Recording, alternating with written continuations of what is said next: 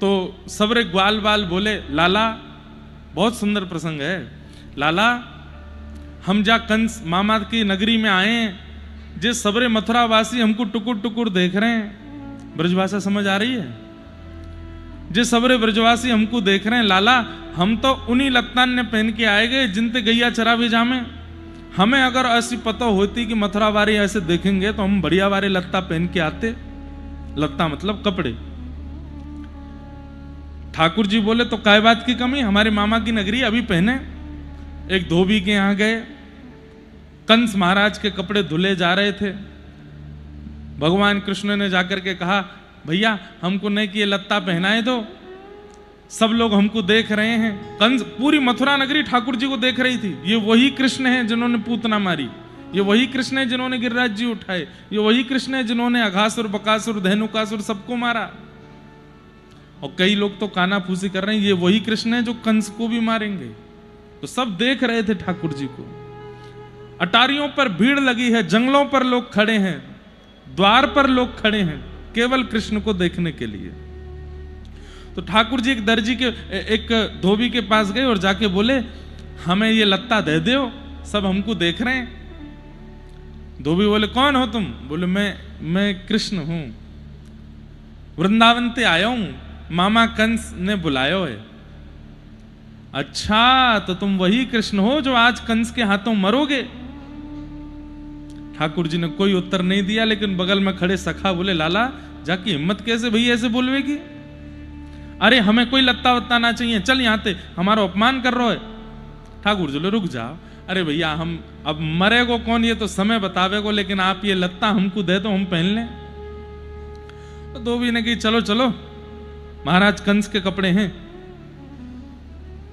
इनकी कण की भी बराबरी नहीं कर पाओगे तुम, इनको पहनने की इच्छा रखते हो? बहुत अपमान किया। तो ठाकुर जी से सब ग्वाल बाल बोले, लाला नहीं कि एक बार या तू अपने पूतना वाले हाथ दिखा दे। ठाकुर जी बोले, अभी दिखाऊं? धोबी को बोला, इधर आओ। नहीं, धोबी पास गया, ठाकुर जी ने एक हस्त प्रहार किया, एक हस्त प्रहार में ही पूरा सर घूम गया, वही मृत्यु। कंस के कपड़े उतार उतार करके सब ग्वाल बाल और ठाकुर जी ने पहन लिए।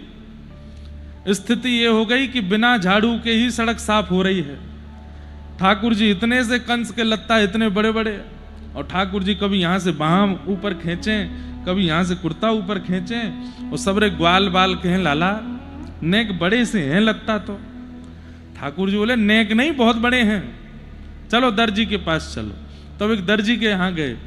ये वही दर्जी था जो राघव जी के राज्याभिषेक के समय राघव जी की सुंदर पोशाक बनाने के लिए आया था अयोध्या में। लेकिन सब द्वारपालों ने और सब सेनाओं ने इसको कह दिया कि तू भाई नाप ले जा राघव जी का, लेकिन स्पर्श मत करना उनके अंग का। इसने कहा, बिना स्पर्श के कैसे नाप लूंगा मैं? बोले, देखो रघुकुल कमल दिवाकर राम जी हमारे बड़े कोमल हैं, तू अपने हाथ से छुएगा तो उनको श्रम होगा, छूना नहीं। और दो तलवार वाले उसके गर्दन पर तलवार रख के उससे नाप लिबा रहे, वो दूर दूर से नाप ले रहा था और रोए जा रहा था। परमात्मा के इतने सन्मुख आकर के भी स्पर्श नहीं कर पा रहा। दूर से ही कमर का नाप लेवे, दूर से ही चरणों का नाप लेवे, गले का नाप। ठाकुर जी इतने भावुक हो गए। ठाकुर जी ने उसको कहा, सुन, द्वापर में तू फिर दर्जी बनेगा और मैं कृष्ण बनूंगा, और तब अब तो तू आया मेरे पास, तब मैं आऊंगा तेरे यहां, तब तू खूब उमड़ घुमड़ के जहां जहां स्पर्श करना हो सब कर लेना। ठाकुर जी ने जैसे ही देखे ये कंस के वस्त्र इतने बड़े बड़े, ठाकुर जी को तुरंत याद आई, अरे वो दर्जी है मथुरा में, वहां चलो। जैसे ही ठाकुर जी पहुंचे, उस दर्जी को इस जन्म में पता नहीं था, लेकिन जैसे ही श्याम सुंदर को आते देखा, एक क्षण के लिए नेत्र बंद हुए, पूर्व जन्म का पूरा स्मरण हुआ, तुरंत याद आ गया, अरे इन्होंने वचन दिया था कि आएंगे। ठाकुर जी को भीतर लेकर के बोले, अब तो मैं अच्छे से नाप लूंगा। बोले, ले ले।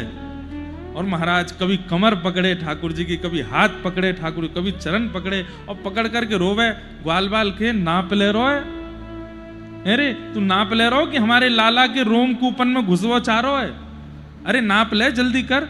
तब माने ठाकुर जी का नाप लेके वही वस्त्रों को ऑल्टर कर दिया, मतलब ठाकुर जी की फिटिंग हो गई। अब सब ग्वाल बाल बोले, हाँ लाला अब बढ़िया लग रहे हैं। लेकिन लाला ब्रजवासीन के माथे पे जब तक चंदन ना लगे तब तक आनंद नहीं आवे। इतने में ही कुब्जा आ रही थी सामने से, उसके हाथ में चंदन। ठाकुर जी ने कही रुक जा, अभी चंदन लगवाऊं। हे सुंदरी, तुम कहां जा रही हो? अपने आप को सुंदरी संबोधित सुन करके कुब्जा चकित रह गई। मुझे सुंदरी किसने बोला? 3 जगह से मैं टेढ़ी, कुरूप मेरा स्वरूप, कोई मुझसे बात करता नहीं, मुझे सुंदरी कह रहे हैं। ठाकुर जी के समीप गई, भगवान बोले ये चंदन हमको बहुत प्रिय लग रहा है। कुब्जा बोली वैसे तो ये महाराज कंस के लिए घिसा है, लेकिन मेरी अच्छा हो रही, मैं आपको लगा दूं। बोले लगाओ। भगवान के जैसे ही चंदन लगाया, ठाकुर जी ने थोड़ी पकड़ के खींचा, उसको सुंदरी बना दिया। चंदन हो गया, वस्त्र हो गए, सब व्यवस्था हो गई। अंत में सब ब्रजवासी बोले लाला एक एक माला और पड़ी होती गले में तो एक आनंद आ जातो। चंदन भी लग गए, पोशाक भी बन गई, माला गले में होती तब मथुरा में प्रवेश करते तो आनंद आतो। ठाकुर जी बोले चलो माली के यहां चलें। जैसे ही ठाकुर जी माली के बगीचे में पहुंचे, माली से जाकर के कहने लगे भैया हमको कुछ पुष्प चयन करके माला बना के पहना दो, नहीं हमारी शोभा बनेगी। ठाकुर जी को माला बहुत प्रिय है। कितने श्लोकों में इस बात का वर्णन है। वरहा पीडम नटवर वपुः कर्णयो कर्णकारम विव्रतवास कनक कपिसम वैजयंतीम च मालाम। रंध्रान वैजंती माला किसको कहते हैं? जिसमें अब जैसे ये अभी आप सब लोग हमको पहना रहे, इसमें गेंदे का पुष्प, भागवत जी पर जो अर्पित है इसमें गुलाब का और श्वेत पुष्प। वैजंती माला होती है जिसमें 5 प्रकार के पुष्प होते हैं, 5 पुष्प, पीले हैं, हरे हैं, लाल हैं और सब में सुगंधी है। और ऐसे नहीं कि बस भर दिए एक के ऊपर एक, उनकी सुंदरता ऐसी है कि बस ठाकुर जी प्रसन्न हो जाए उसको देख के। वही जयंतीम च माला। तो ठाकुर जी ने जाके माली से कहा कि हमको माला पहनाओ। माली बोला सारे पुष्प कंस के सभा में सजावट में लग चुके हैं, अब बगीचे में कुछ नहीं बचा। तो भागवत जी में वर्णन आता है कि जब बगीचे के भीतर पौधों ने देखा कि श्याम सुंदर बाहर खड़े हैं और हमारा चयन करने के लिए आए हैं, और हम इतने दुर्भाग्यशाली कि हमने अपने ऊपर उत्पन्न हुए पुष्पों को कंस की सभा में भेज दिया, तो सारे पौधों ने मन में विचार किया कि हमारा जीवित रहना, हमारा पौधा बनना धिक्कार हो गया कि हम ठाकुर जी की सेवा नहीं कर पा रहे। तब उन सब ने ब्रह्मा जी से प्रार्थना की, हे विधाता, आपका नियम है कि महीना 2 महीना में हम पे पुष्प आता है, लेकिन आज सुबह ही हमारे पुष्प तोड़ लिए गए हैं कंस की सेवा के लिए, लेकिन हम तो वास्तव में पृथ्वी पर इनकी सेवा के लिए आए हैं। कृपा करके भले ही हमारे प्राण हरण कर लीजिए, लेकिन अभी इसी वक्त पुष्प प्रकट कर दो ताकि हम इनकी सेवा कर सकें। ब्रह्मा जी ने उन सब के भाव को पूर्ण किया, और सुबह जो पुष्प तोड़े जा चुके थे, पौधे सब खाली थे, लेकिन ब्रह्मा जी से प्रार्थना करने पर पौधों में फिर से पुष्प प्रकट हो गए। और बाहर खड़े खड़े ठाकुर जी माली से कह रहे हैं, भैया देख लो, एक आध फूल हो तो दे दो, कान पे लगा लेंगे हम। अरे हम कह रहे हैं ना भीतर पुष्प नहीं है। ठाकुर जी को इतने में सुगंधी आई। ठाकुर जी बोले सुनो, देख लो बस एक बार। वो देख क्या लो, मैंने ही तोड़े। बोले देख लो ना, हमारी मान के एक बार देख तो लो। माली ने जाकर के जैसी बगीचे में देखा, आहा, जिन पुष्पों की आकृति सूक्ष्म होती थी, आज वे पुष्प भी इतने सुंदर सुंदर, विहद विहद, ऐसी अद्भुत सुगंधियों से पुनः प्रकट हो गए। माली सिर पकड़ के बैठ गया, मैंने सुबह ही सारे पुष्प तोड़े थे, ये कहां से आ गए सब? तब ठाकुर जी बोले, पुष्प पृथ्वी पर मानवों के लिए नहीं आता है, मेरे लिए आता है। ये मेरी सेवा के लिए ही प्रकट होता है। अब आप सुंदर माला चयन करके पहनाओ। तो महाराज जी का जो प्रश्न था, उसमें महाराज जी की जो संवेदना है वो बहुत उचित है कि पुष्प में भी जीव होता है, उसको हम क्यों तोड़ते हैं। लेकिन वास्तव में पुष्प अगर नहीं तोड़ा जाए तो जीवन भर वो केवल वृक्ष पर टंगा टंगा टंगा एक दिन सूख करके अपने प्राण त्याग देगा। ये वैसा ही हो गया कि व्यक्ति केवल संसार में लगा रहा, लगे लगे लगे एक दिन अपने प्राण छक दिए। लेकिन जैसे गुरु एक बार जीवन में आकर के उस व्यक्ति को राघव जी की शरणागति करा देता है, ऐसे ही माली रूपी गुरु जाकर के पुष्प की माला बना करके जब राघव जी के चरणों में पहनाता है, तो उस पुष्प का जीवन भी धन्य हो जाता है। वह भी आनंदित हो जाता है कि चलो कृपा मुझ पर, जो मुझे ठाकुर जी के चरणों में अर्पित किया। एक बार हम बद्रीनाथ में कथा कर रहे थे, वहां मुझसे किसी ने कहा, महाराज जी गैयाओं का दूध हम लोग पी जाते हैं, जो बछड़ा बछियाओं का अधिकार होता है वो हम लोग पी जाते हैं, हम लोग घी बना लेते हैं, मक्खन बना लेते हैं, और कुंटलों कुंटलों घी मंदिर में लगा दिया जाता है, ठाकुर जी को इससे अच्छा नहीं लगता होगा। मैंने कहा ऐसा नहीं है, गैया मानवों के लिए आई ही नहीं थी पृथ्वी पर, वो ठाकुर जी के लिए आई थी, वो ठाकुर जी के लिए कामधेनु प्रकट हुई है। वो बात अलग है कि जब ठाकुर जी लीला पूरी करके गए तो सबको निधियां दे गए, उसमें एक गैया भी है कि भाई इनकी सेवा करो। और जब रत्न प्रकट हुए समुद्र मंथन में, उसमें 2 रत्न मानवों को प्राप्त हुए, शंख और कामधेनु गाय। वास्तव में कामधेनु है तो ठाकुर जी के लिए। तो ऐसे ही पुष्प भी जो हैं, ये हम आप सब लोग अपनी सेवा अपने भाव में प्रयोग करें, उसमें कहीं ना कहीं दोष है। पुष्प का प्रयोग तो ठाकुर जी की सेवा में ही होना चाहिए, ठाकुर जी की ही सेवा में होना चाहिए। अब तुलसी माला पहनते हैं कई लोग गले में, तुलसी जी को छीला जाता है, तुलसी जी को आकृति बनाई जाती है, फिर सुई में पिरोया जाता है, धागे में डाला जाता है, तब जाकर के व्यक्ति गले में पहनता है। अब देखा जाए तो हम कष्ट दे रहे हैं, लेकिन तुलसी जी का प्रादुर्भाव ही इसीलिए हुआ है कि वो मानव के तन से स्पर्श करके मानव को ठाकुर जी के योग्य बनावे। अब कई लोग हमसे कहते हैं, महाराज जी तुलसी हम पहनते हैं, लेकिन जब घर में प्याज बने तो उस समय उतार सकते हैं, प्याज खा लें फिर पहन लें। हमने कहा तुलसी पहनो ही मत फिर। क्यों? बेचारी तुलसी जी अपने पौधे रूप का त्याग करती हैं, अपने आप को छिलवाती हैं, इतना सब कुछ करके तुम्हारे कंठ पर विराज के तुम्हारा कल्याण करने आई हैं, फिर भी प्याज उससे ज्यादा हो गई, फिर भी बाकी की सामग्री उनसे ज्यादा हो गई कि आप उनको पाने के लिए तुलसी जी का त्याग कर देते हो। या तो तुलसी पहनिए ही मत, और पहन रहे हैं तो अपने भोजन को बहुत शुद्ध कर लीजिए, और धीरे धीरे फिर संग भी सुधार लीजिए। क्या तुलसी जी गले में है, हम ऐसी जगह ना जाएं, ऐसे व्यक्ति से ना मिलें, ऐसा कुछ ना खाएं पिएं जिससे उनको उनकी मर्यादा भंग हो। तो आपकी भावना, आपको हम प्रणाम करते हैं। कल भी कई सारे प्रश्न आए, उसमें मैं तो भूल और गया कौन सा वाला बताना था।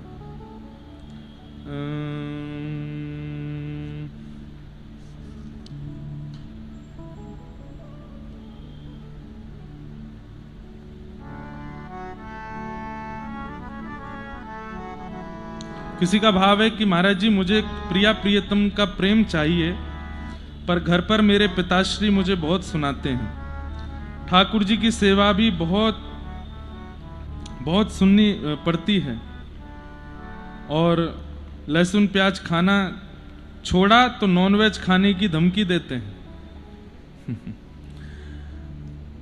आपके वैसे तो बोलना नहीं चाहिए हमें, हम पिताजी को कुछ नहीं बोलेंगे, पर आपको बोल देते हैं, इसी से आप समझ जाना कि आप प्रहलाद हो।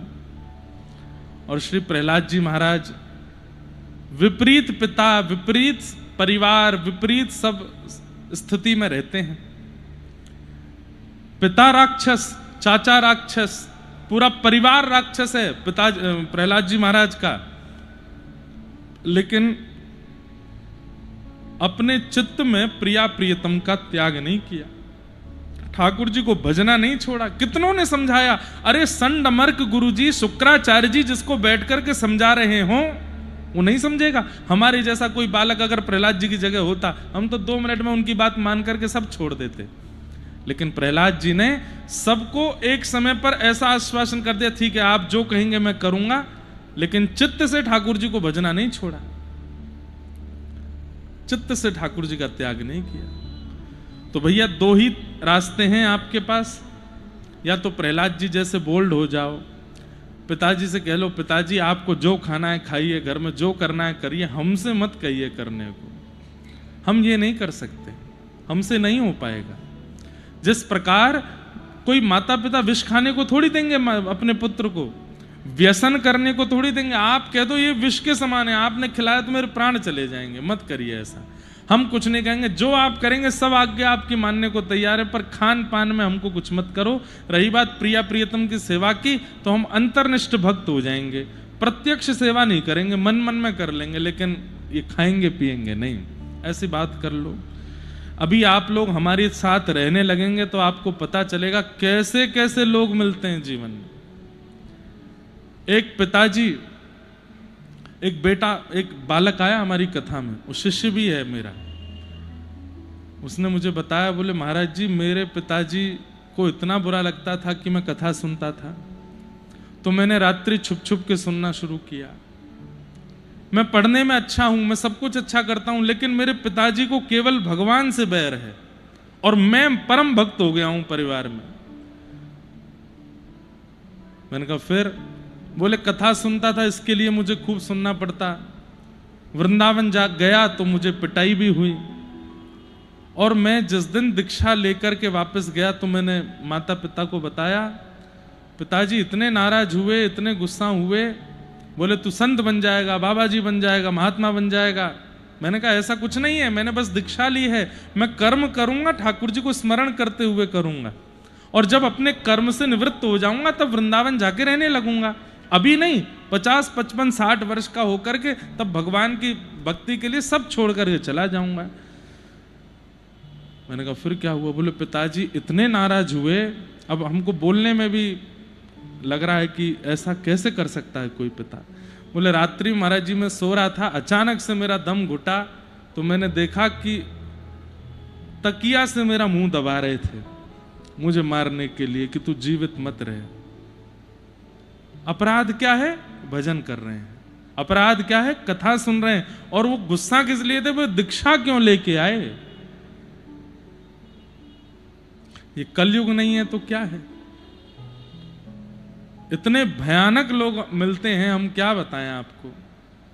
अब वो मुझसे पूछ रहा है मैं क्या करूं महाराज जी, मैं अपने पिताजी को देखता हूं तो मुझे बहुत भय लगता है। हमने कहा भैया तुम्हारे पिताजी तो ठाकुर जी हैं, अब श्री गिरधर लाल जी को ही अपना पिता मानो, शरीर के पिता का निर्वहन तो करो जैसा करना है, बाकी तुम्हारे असली पिता तो ठाकुर जी ही हैं। जो संतान को इस प्रकार कष्ट दे वो पिता कैसे हो सकते हैं? यही बात संतानों के लिए भी है कि जो माता पिता को इस प्रकार कष्ट दें वो संतान कैसे? एक बहन ने पत्र लिख करके दिया कि मेरे पति मुझे बहुत मारते हैं और बहुत कुछ बताया, मैं क्या करूं? मैंने कहा पति शब्द का अर्थ क्या होता है? रक्षक। और यदि उस शब्द का पालन पति ना कर रहा हो तो वो भक्षक है, और वो पति है ही नहीं, उसका तो फिर त्याग ही कर देना चाहिए। फिर भी मैंने कहा आप कुछ समय प्रयास करके देखो, एक बार और प्रयास। फिर 1 वर्ष बाद फिर उसी बहन का पत्र आया, बोले महाराज जी अब तो और मारते हैं, पीते हैं, मारते हैं, परस्त्री गमन करते हैं, आदि आदि सब कर, क्या करें? हमने कहा अब तो आप छोड़ो, जो पाप लगना होगा वो हमको लग जाए, लेकिन ऐसे के संग मत रहो। पति शब्द का मतलब रक्षक, पति शब्द का मतलब नाथ, पति शब्द का मतलब स्वामी, और जो इन शब्दों के अर्थ का पालन ना करता हो वो पति कैसा? ऐसी पुत्र, पुत्र शब्द का अर्थ क्या है? बोले जो पुम नामक नरक से तारे अपने माता पिता को, उसको पुत्र कहते हैं। लेकिन जो जीते जी संसार को नरक बना दे वो पुत्र कैसा? लेकिन किसी भी परिस्थिति में उसको मृत्यु दंड देना या उसको मारना या उसको, ये तो उपाय नहीं है। त्याग कर सकते। जाके संग कुमति उपजत है, पड़त भजन में भंग, तजोरे मन हरि विमुखन को संग। उनका संग मत करो। ऐसे बहुत प्रश्न आते हैं कि अगर आपको पढ़ा दिए जाएं तो आपकी रूह कांप जाए। ऐसे ऐसे लोग हैं संसार में। इसलिए भैया खूब भजन कीजिए, खूब नाम जपिए, कथा सुनिए, और ये अंतिम जन्म हो आपका, ये निश्चित करके जाइए यहां से, दोबारा ना आना पड़े इस संसार में, क्योंकि इसके बाद जो समय आने वाला है वो बहुत खतरनाक होगा। अगर किसी भी प्रकार के कर्म के कारण हमारा पुनर्जन्म हो गया तो हम नरक में जन्म ले रहे हैं ऐसा ही मान के आइएगा। ये पृथ्वी योग्य नहीं रह जाएगी कुछ समय बाद। हम तो अपनी हर कथा, हर सेवा, हर धाम यात्रा, हर नियम में केवल एक ही संकल्प करते हैं कि हे ठाकुर जी, इस जन्म में या तो दर्शन दीजिए, इतना योग्य नहीं लगता हूं तो कम से कम ये अंतिम जन्म हो ऐसा कर दीजिए, पुनर्ना आना पड़े।